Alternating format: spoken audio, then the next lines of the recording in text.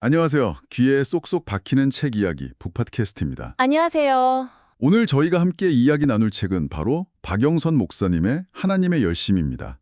표지부터 뭔가 강렬한 느낌인데요. 네, 맞습니다. 부제가 믿음은 어디서 오는가인데 제목이랑 부제만 봐도 뭔가 좀 묵직한 질문을 던질 것 같은 그런 느낌이에요.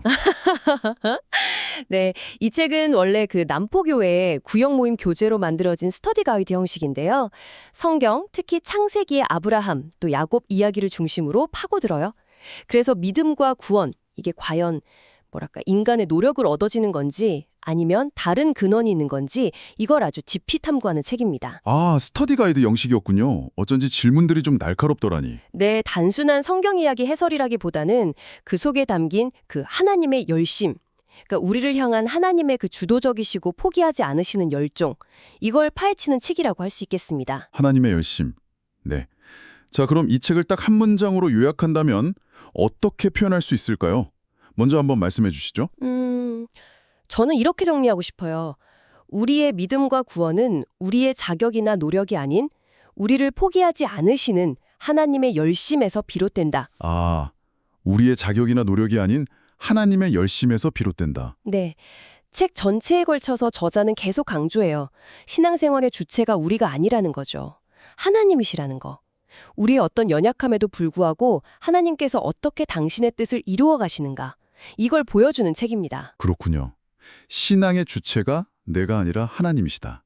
그럼 오오님은 이 책을 어떻게 한 문장으로 요약하시겠어요?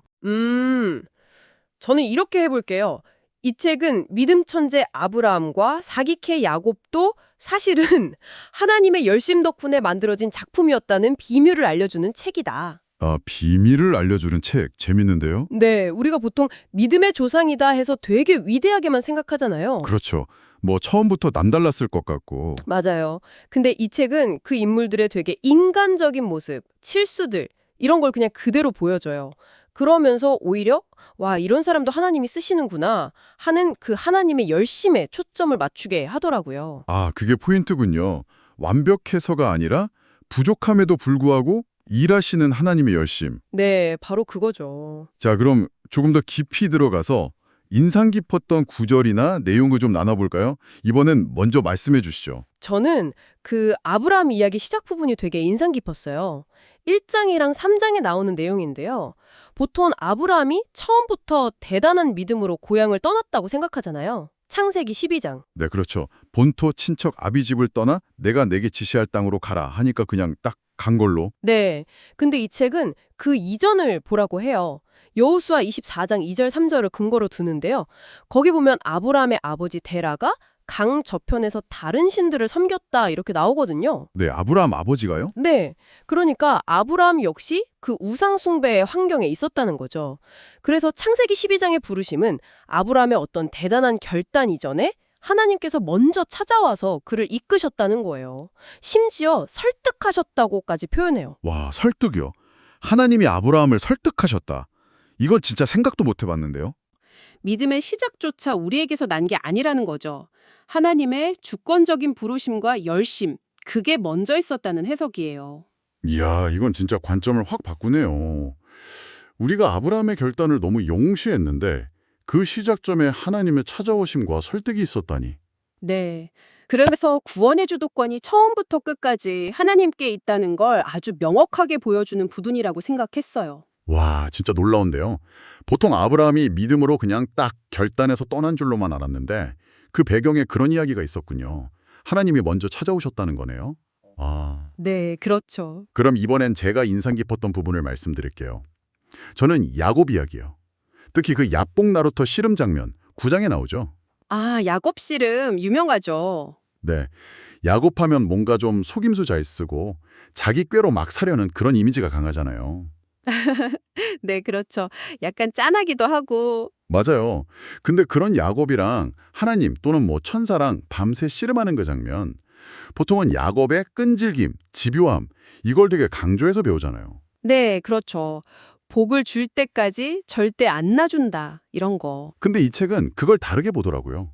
야곱의 끈질김보다는 하나님께서 야곱을 포기하지 않으시고 그의 인생에 개입하셔서 결국에는 복을 주시는 그 하나님의 열심 관점에서 설명을 해요. 아, 씨름의 주도권을 오히려 하나님께 두는 거군요. 네, 하나님이 야곱을 붙들고 씨름하셨다는 거죠. 야곱이 매달린 게 아니라. 와, 특히 야곱이 막판에 그러잖아요. 당신이 내게 축복하지 아니하면 가게 하지 아니하겠나이다. 이 장면이요. 네, 아주 절박한 장면이죠. 이걸 야곱의 집념의 결과라기보다는 하나님이 야곱을 그 지점까지 몰고 가시고 결국 복을 갈망하게 만드신 결과로 해석하는 게 되게 인상 깊었어요. 아, 그러니까 그 절규조차 하나님의 열심의 결과물이다. 네, 그런 뉘앙스죠. 그리고 그 결과로 얻은 이름, 이스라엘, 이것도요? 하나님과 겨루어 이겼다, 이 뜻으로 많이 알죠. 그렇죠. 근데 이 책에서는 그게 야곱이 하나님을 이겼다는 게 아니라 오히려 하나님께서 야곱과의 씨름에서 이기셔서 승리하셔서 그를 결국 축복의 자리로 이끄셨다는 증표, 즉 하나님의 승리를 기념하는 이름이다. 이렇게 해석하더라고요. 와, 이스라엘 이름 뜻이 그렇게 해석될 수도 있군요. 하나님이 나를 이기셔서 복 주셨다, 이런 의미로요? 네. 뭐랄까 인간의 부족함, 실패에도 불구하고 끝까지 붙드시고 일하시는 그 하나님의 열심이 느껴져서 저한테는 되게 큰 위로가 됐어요. 아, 포기하지 않으시는 하나님. 맞아요. 야곱 이야기는 정말 그렇죠. 그의 인생 전체가 하나님의 열심이 어떻게 한 사람을 빚어가시는지를 보여주는 한편의 드라마 같아요. 그 야곱의 연약함과 하나님의 신실함이 정말 극명하게 대비되죠. 네, 진짜 드라마죠. 파란만장하고. 네.